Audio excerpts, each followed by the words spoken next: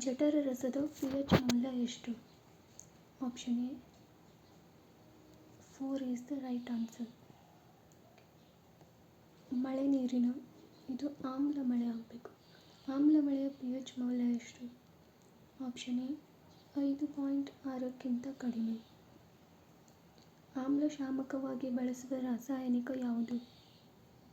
Magnesium hydroxide.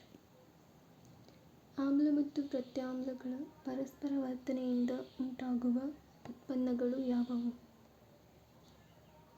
ಲವಣ ಮತ್ತು ನೀರು.